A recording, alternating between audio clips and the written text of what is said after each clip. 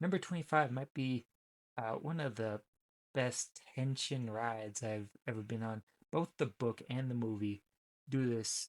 I would put them on an equal level, the book and the movie. This is Misery. Um, this might be my favorite Stephen King book. Yes, but it is not my favorite Stephen King adaptation. We'll get to that later. But yeah, it is very good. The only problem I have with it is this is a character I love, and they die. I'm like, mm, dang, I really like that character. With horror, I always get more scared with the more realistic things. Like they got the supernatural stuff in like The Shining, which is a great film and could have made this list. It was very close. It was on my long list, but it's the the Annie Wilkes of the world that's like, oh, this could happen. And me wanting to be a writer, I definitely gone through in my mind what would happen if I was in this situation. Felt like the movie really elevates the tension from the book. Well, not elevate. It takes the tension that's within the book and perfectly adapts it to film. And that's I I'd imagine that's very hard to do. Of course, Kathy Bates' iconic performance as Annie. Uh, just terrifying. That's my number 25, Misery. My number 24, this is straight nostalgia, just pulling a wagon, but it is Free Willy. I love Free Willy. Not the greatest film of all time, but man, as a child, I loved this movie, and I still love this movie. My favorite Michael Jackson song, which is kind of, I believe that's pretty rare. And that iconic shot of Willie jumping over the barrier there, or the rock wall, is it just gets you in the feels, you know? I don't really connect with the main character. Oh, I forget his name, but you know what I'm talking about. I don't connect with him. It's just mainly I like Willie. When he gets separated from his family, oh man, you feel. And then the climactic jump. This is basically it. It's those two and nostalgia. Um, I also like the side characters. The side characters are great, and it gives me that I wasn't even alive for that time, but it gives me nostalgia for that era. I guess I don't even know how to describe it, but yeah, number 24, Free Willy. Number 23 is another ocean creature, but it's very tonally different than Free Willy. It's Jaws. Wow. No nostalgia here because the first time I watched it, I was a free thinking adult. But what a film! Very important to cinema on the same lines as Citizen Kane, but at even more greater personal appreciation for Jaws because sharks are my favorite animal. I love sharks. Um, it's weird because I don't like the ocean. Kind of scared of the ocean. Don't really want to deal with the ocean. But if I had the opportunity to swim with some sharks, I would. Like some friendlier shark species. Or maybe cage dive with some great whites, even though um, maybe that's a bit too much. The iconic dolly zoom shot is, I mean, I already said it is iconic. Of course, I believe this film is an instrumental inspiration for one of my favorite films coming up later down. So I think I owe a lot to Jaws. I think the first blockbuster, just so impactful to the movie industry. But yeah, that's my 23, Jaws. Number 22 is my favorite foreign film. Kind of a, I don't know how popular this film is, to be honest. But it is the Seventh Seal. Um, I don't know why this film hits me like it does. It's just very well made, and I just think I like the personification of death. I think if you put death in a movie, you automatically get bonus points for like theme and character conflict. for interpersonal character conflict, you grab that with death. You just plop death in there, and your movie's better. Can you tell I'm a big fan of the personification of death? Oh, I also love chess, so maybe that it's just a big chess game with death. Of course, there's other stuff going on. There's side characters who get kind of roped into everything. But yeah, chess and death. That's kind of the two main reasons I love this.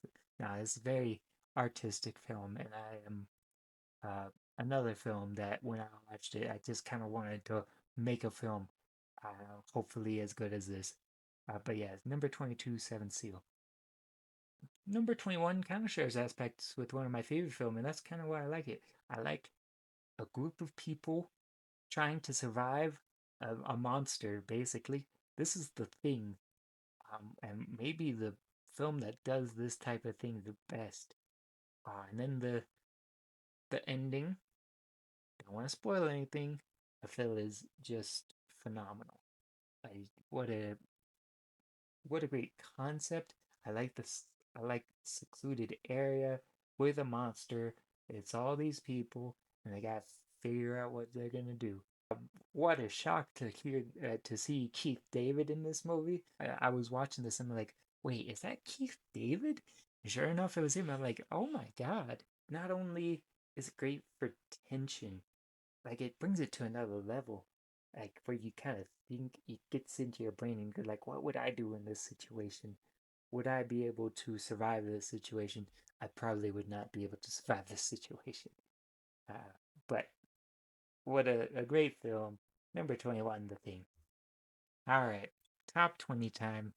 And this is where things got really close, where I had to think granularly, is this film better than this film? Like, I did that with all these films, but this is where I really got down to it. Like, different between some of these films are just razor thin. So, number 20, What's in the Box? It's Seven. I did state in a previous video, I do need to rewatch this film, and I hold to that, and I plan to do that pretty soon. But I feel like this was one of the first films I watched that kind of got me into, how do I put this? There's like a, a a tonal tie between this, Fight Club, uh, Shutter Island, movies of that ilk, where it's like, ooh, it's like an underlying tension. It's not quite as tense as The Thing, where this thing is like could jump out at any time. Seven, it's like nothing bad's gonna happen here, and then they're going into a crime scene, and you're like gearing yourself up for it. Oh, what a gross movie in the best way possible. I say that, and of course, what's in the box?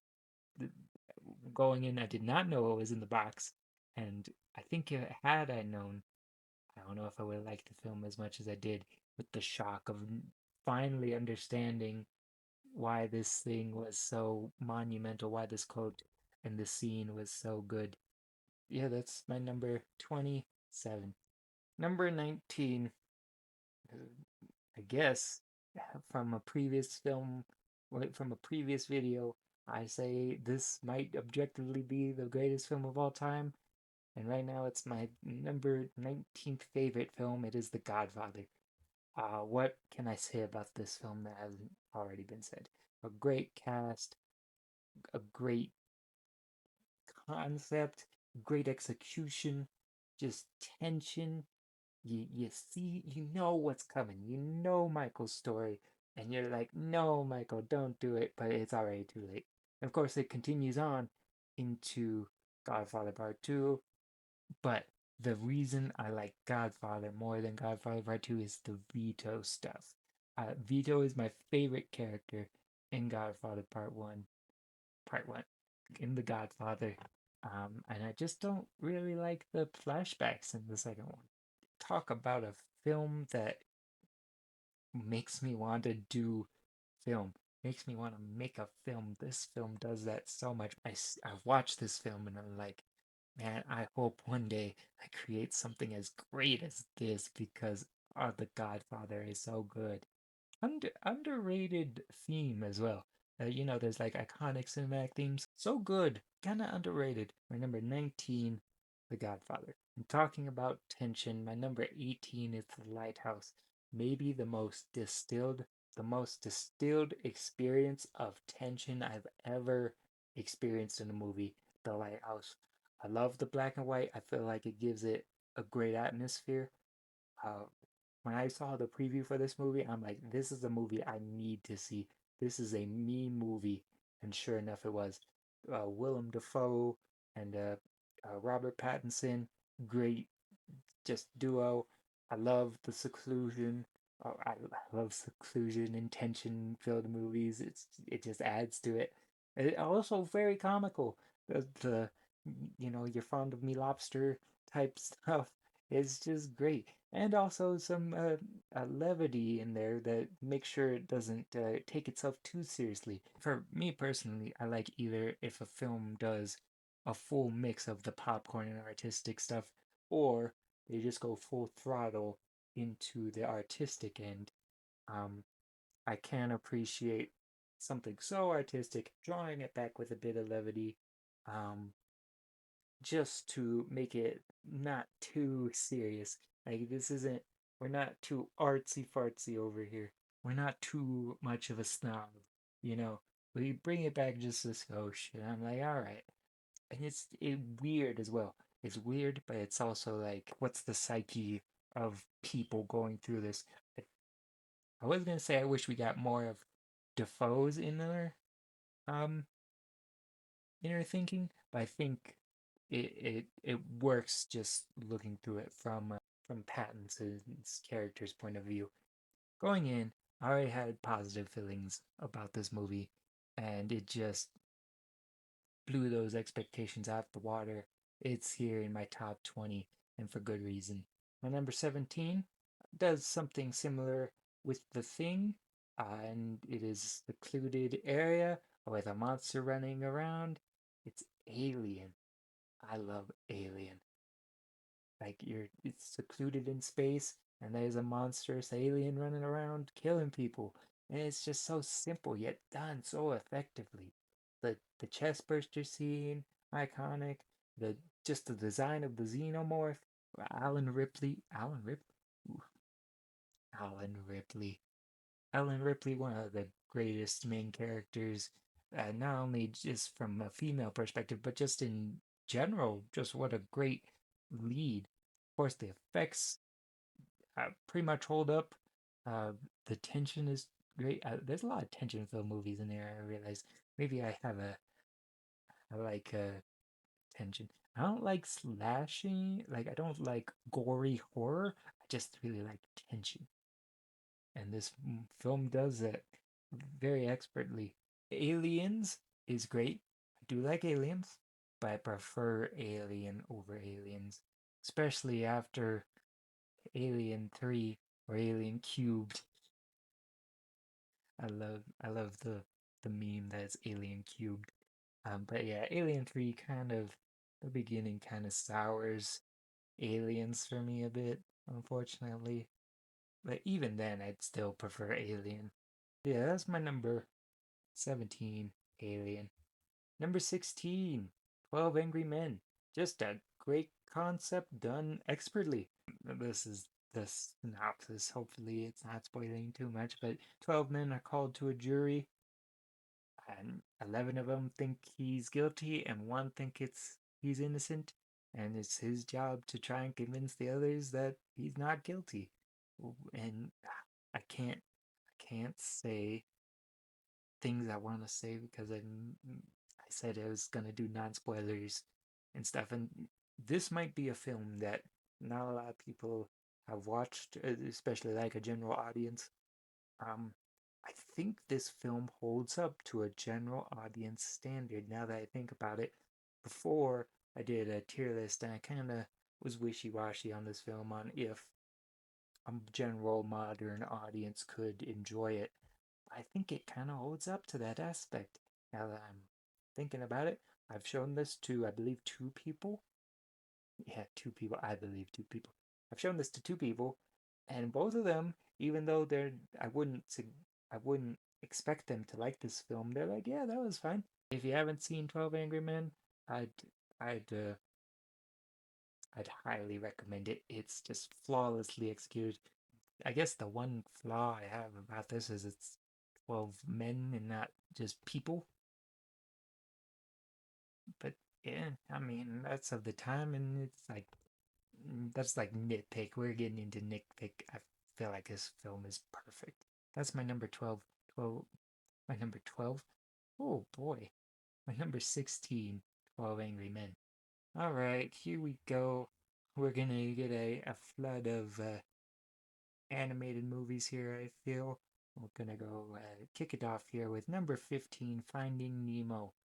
My number 15 and number 14, they go back and forth, and I'm just gonna say the next one, number 14, is Monsters Inc. Both these films from Pixar, uh, just quality, nostalgia, worlds that I've put myself in so many times, and just two great stories with unique perspectives. Pixar does a great thing with this. It's like, what if this inanimate object or thing we wouldn't associate with feelings has feelings, you know? I'm going to take these one at a time. I probably maybe shouldn't have mentioned them both, but yeah. Finding Nemo, what a great dissection for a kids movie, no less, of a father going through a traumatic loss and then dealing with the anxiety of letting a child go off into the world. Like, what a great depiction of that for a children's movie. The characters are iconic, you know. It's funny as heck. You can't go wrong with Finding Nemo, number 15. And then my number 14, it can say a similar thing. What a great concept for a child to attach themselves to a monster, uh, and of course the whole world of monsters having to scare children to get energy. I will say, why? How is it? Maybe someone who's gone down this rabbit hole can explain this, because I've been down this rabbit hole and I think it's been explained to me, but I'm still not sure. How is it that Sullivan and Randall are like the two top scarers? They're like about to break the all-time scare record. So these are like two of the best going at the same time, and yet there's a scare shortage? Confused? I'm confused. But yeah, other than that nitpick, what a fantastic film. Mike and Sully, one of the greatest duos.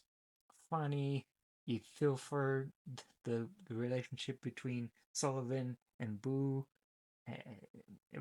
Great villain in the villains that are there. No spoilers. Yeah, I mean, who hasn't seen Monsters Inc?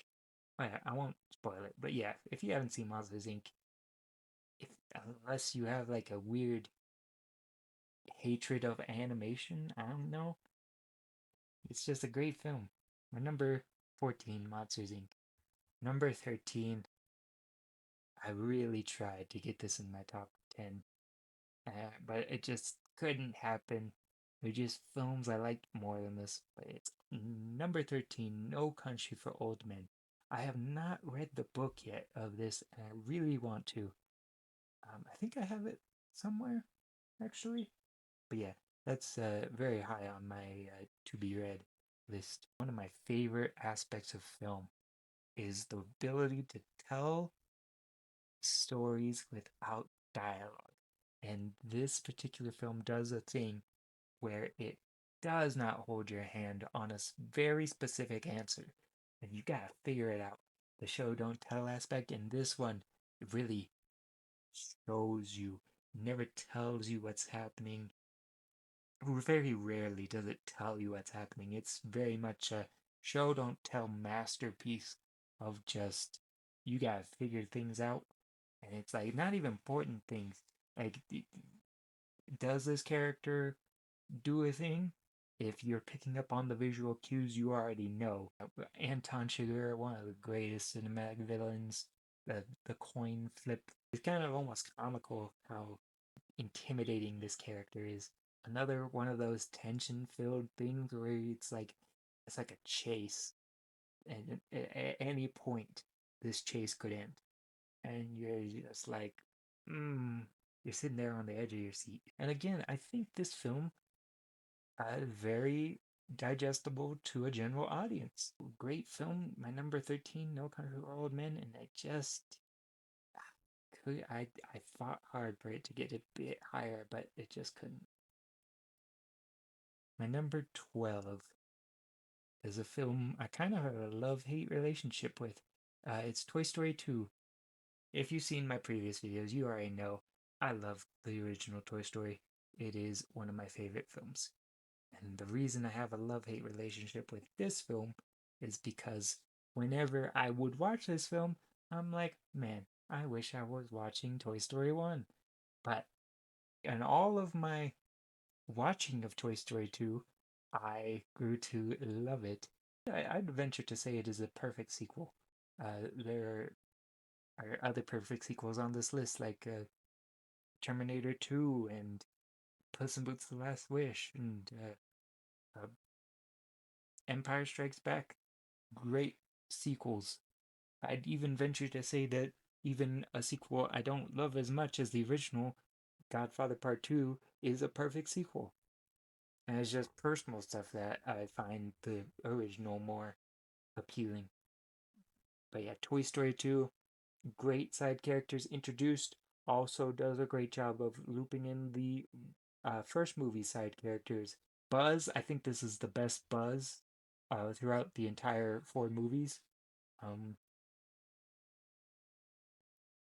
it's kind of like they did Buzz so well that in third and fourth one, he kind of regresses as a character, in my opinion. I've mentioned before in other videos how twist villains from animation don't really do it for me. What a great twist villain here.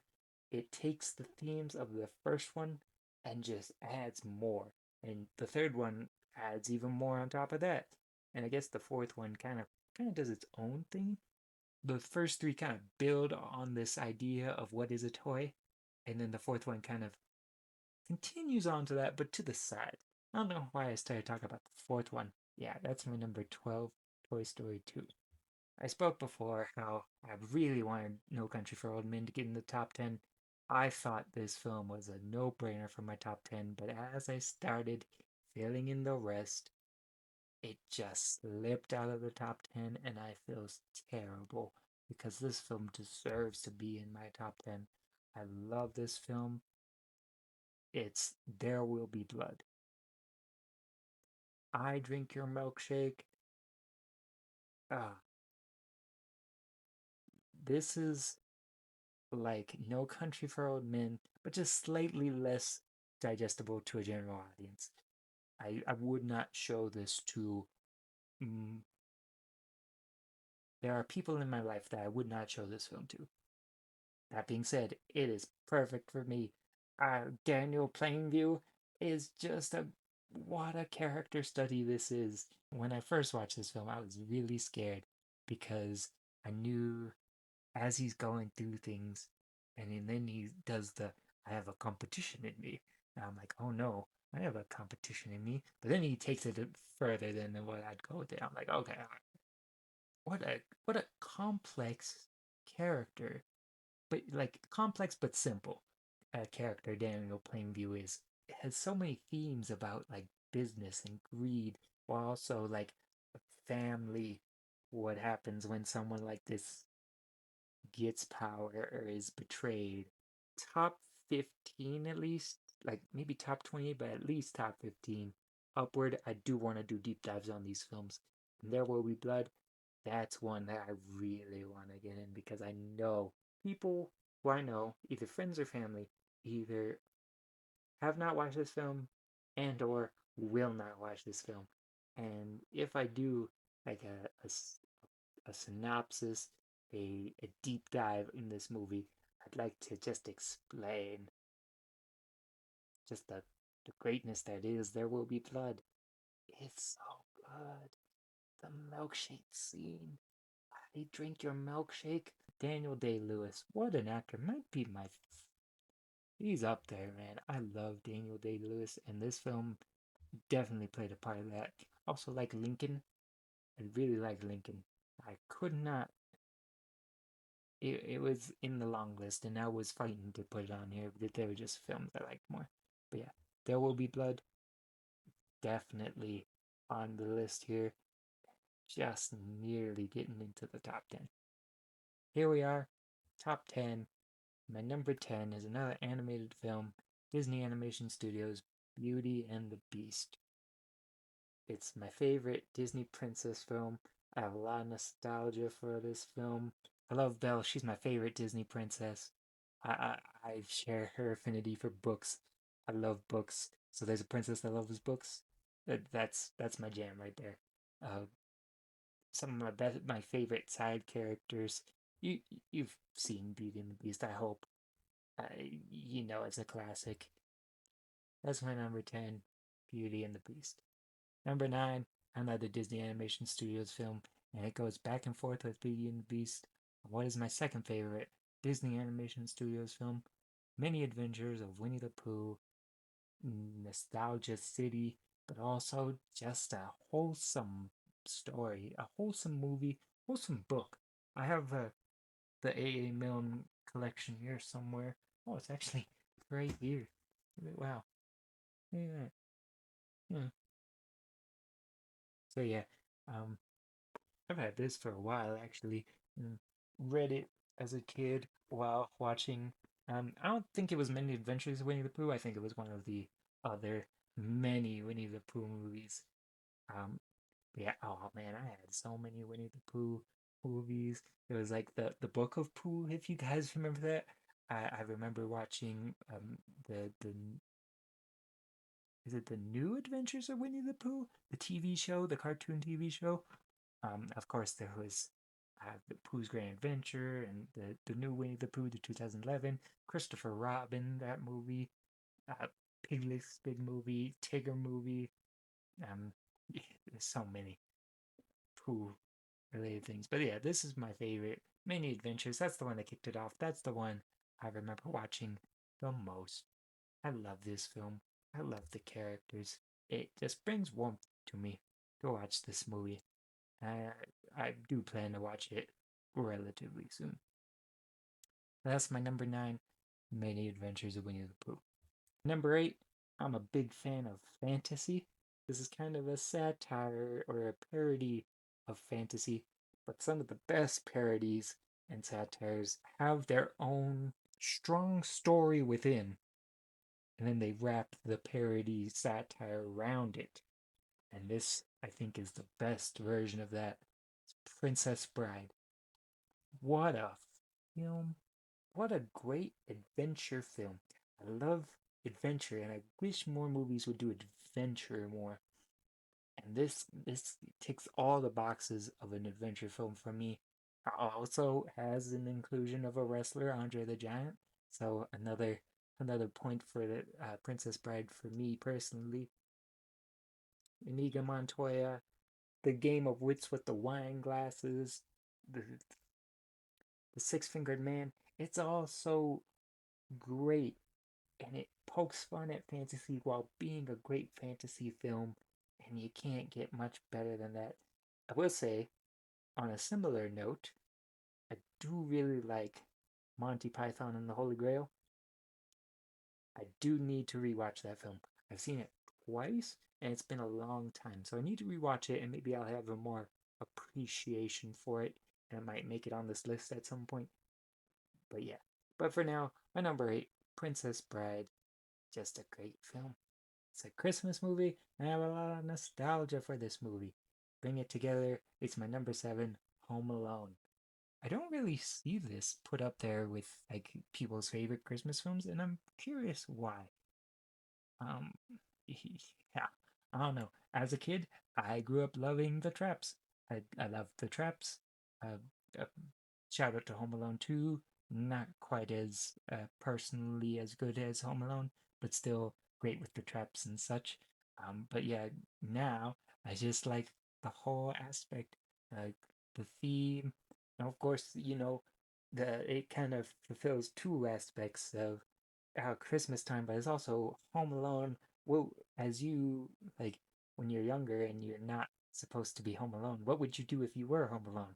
Yeah, and then he does all the things you'd think about just watching movies, eating ice cream, and of course the film is hilarious. And here's another Joe Pesci. I always love the Joe Pesci cursing, you know, the the PG cursing. That's always been funny to me. I think it's just great child wish fulfillment. As a child, seeing this is like it clicks something in your brain, and it's just stuck with me as an adult. So yeah, Home Alone, my number seven. My number six is just a film, man. Just I think this is another film that does what it sets out to do and does it perfectly. Number six is Silence of the Lambs. This, I believe, actually is the first film I watched that gave me that tension that I think I've been chasing that high ever since. Is just Silence of the Lambs. A big fan of Clarice and a big fan of Hannibal Lecter. And these two characters just interacting. It's gold. It's cinematic gold. Clarice is a great main character. You feel for her. The thematic tie-ins, looking through the eyes of a woman in a male-dominated field. It's just so perfectly done. Everything ties together. The person who shows her the most respect is this criminal, the cannibal guy, and it's so good. I love this film. And Hannibal Lecter, a guy who you can't, it's like you can't help but kind of root for him. You're like, ooh, like I know he's creepy and he's eaten people and he's killed people, but man, he's so charismatic that you just kind of want to see him succeed and stuff. This is just a great film. I've been saying that a lot, but these are all fantastic films. And yeah, that's my number six, Silence of the Lambs. Getting down into the top five. This is film that I hold in very high regard. This is Shawshank Redemption. Launched the Morgan Freeman narration voice. Iconic narration from Morgan Freeman. Great characters. The Brooks stuff. I can't say too much. But yeah, the Brooks stuff. Everything. The the warden just being a great villain. This is uh, my favorite adaptation of a Stephen King work. Maybe some of you didn't know that this is actually based off a Stephen King novella, Stephen King book. It's a novella. Um, this is my favorite adaptation, and I think that this is one of those adaptations where I think it's better than the source material. What a film! It kind of a redemption for a different character. Like this character admits to doing something bad, but by the end you don't. It's like they feel redeemed, and maybe that's the Shawshank Redemption. Huh. That's always been my theory: is that the Shawshank Redemption wasn't about the main character; it was about the other character. Maybe that's like the point, and I'm just digging too like I'm finding the answer by digging too deep, deeper than I needed to go. But yeah, a great film. And even people who I put like there's like the two aspects of film, popcorn films and artistic films. I'd say this falls much more into the artistic end, but people who in my life I know are more popcorn moviegoers really like this film. I think that's a testament to how good this film actually is. I think the climax, the reveal, is so good. It's so well built and so well executed, so good. I had to put it at my number five, Shawshank Redemption. Now, here we are with my four through one, and it is a tie. These four films are tied for my favorite film. There's never a day I pick one over the other. It's just been like this for as long as I can remember, honestly. I do not remember the first time I watched these four films. They have just always been in my mind as my favorites, and I could never pick one over the other. Random system here. I'm going to use to figure out the order in which I'm going to talk about these films. First up, we have The Lion King. What can I say? I've done a few videos where I discuss my love of The Lion King, so I kind of want to save some thoughts for a deeper dive down the road, but I'll do it quick. Hmm. Just I feel like these four films overall are just fantastic. 100 out of 100, perfect. Do what they want to do perfectly, like perfect execution of the idea, and just 100% nostalgia. And those two things combined just make for films that I love truly. I hold them dear to my heart. Lion King, my favorite Disney song, favorite Disney villain, some of my favorite Disney side characters, and so on and so forth. You get the idea. Lion King tied for my number one. Next up is a film. I'd say this film is probably the most of the two spectrums of the spectrum, popcorn and artistic. This one's probably on the more popcorn side, but it does it so well that it kind of leans back into the artistic side. Hopefully, you understand what I mean if you've seen this film, Tremors. A great kind of, it's kind of an ode to B-level horror films, and it does the thing. Secluded area, although much more open than the other secluded areas, but it's this abandoned town. They have no way of communication, and these underground monsters are here to wreak havoc. And it's so well done, in my opinion. From the even the build up, the character moments, the moments in town where we're just going through a day of these characters is so well done. Where you kind of get attached to these characters, you feel for these characters, you kind of get into their world, and then it gets uprooted by these giant underground monsters. There is just popcorn fun, but it also does it in such a great way. They know exactly when to show the monster, and it's like even though it's daylight, the the the threat is still there. Like how many horror? I mean, I say horror films. It's like horror comedy, which in of itself, what a wild combination that works somehow. And of course, back to my point, it's daylight and it's still the tension's there. Like how many monster movies do you know where it's light out and you're still scared for the characters? Oh, what a great movie. I I did not like scary movies growing up. This was the first one I could tolerate because I loved it so much. That's another one tied for my number one, Tremors. Next up, we have. Actually, now that I think about this, this one might be the most popcorn uh, movie in my top four and the tied for number one. This is Pirates of the Caribbean Curse of the Black Pearl. Just a 10 out of 10 adventure film. I said before I love adventure films. This film does adventure like none other. I love the sequels, but none of them were able to make it on this list. No one. I love second movie and third movie. Fourth movie's okay. Let's not talk about the fifth one.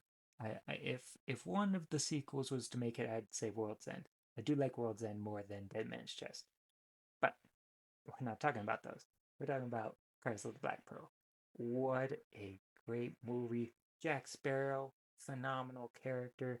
Will and Elizabeth are great with the romance, and is basically Will and Elizabeth are the main characters, and Jack is a side character. But the iconic performance just elevates him to where everybody thinks he's the main character. And I don't blame him because he's so good. Barbosa, I love Barbosa.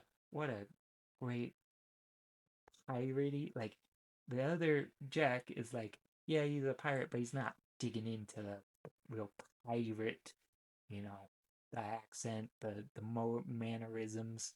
Jack's kind of his own thing. And then Barbosa is coming in with the actual quintessential pirate performance. Treasure, swashbuckling, sword fights, ship battles, and then character motivations that make sense. And you understand where everyone's coming from, but you also know who the good guys and bad guys are. What a film. This is out of, I want to say, out of my top four. Despite this being the least artistic in my opinion, because based off of a theme park ride, this is the most popcorny. I mean, it has artistic elements to it, but I feel like it's the most turn your brain off movie of the four. Tremors, you could argue. But despite that, this is the one out of my top four that makes me want to pursue filmmaking the most, which is weird, wild to say, but yeah, I love this film, and it I made me fall in love with pirates pretty much. The romanticizing of pirates. Let me be clear. The romantic side of pirates. The cinema side. And finally, the last film here in my top four, tied for number one, is Toy Story. What a Again, before I said how Pixar does great concepts of what if these things had feelings or were alive. I think this is their best one about toys, and it kind of brings in its own theme. Like it makes up its own theme of what does it mean to be a toy. I've always found that fascinating. I think the first three uh, build on this kind of concept very well of the theme of what is a toy. I think the second and third one do build upon the first one, but I feel like the first one lays that groundwork so well. Great idea. What if toys came to life? And then, of course, everyone who's seen this movie is trying to like catch their toys. Woody and Buzz, what an iconic duo. Of course, Woody's kind of the antagonist of the movie. I know Sid's like the antagonist, but it's like Woody's the main character, and he's doing selfish things to make the plot go forward, which isn't like wholly unique, but I find it interesting. I love these characters. I love this movie. It's tied for my number one. That's Toy Story. Well, here we go. I've been talking for way too long, longer than I thought. Maybe I went too deep into some of these movies. But yeah, that's my favorite 50 films. It was very hard to put this list together. I think I spent more time putting this list together than I did actually filming this video. But for now, those are my 50. Probably will do this video again years down the road with an update. I'm still watching films. There are great films I have on my to be watched list, and hopefully we can see some changes. Um, will say my top four are probably set in stone for life. Like those are movies I feel are perfect, and I have the nostalgia with it, and combined, they're like unbeatable. So I don't think my top four will change anytime soon, but I feel like everything else is kind of fair game. And I'm curious to see what that will be like in the future. So that's going to be the end of this video. Hopefully, I can cut it down a bit. But until next time, farewell, fellow cinephiles.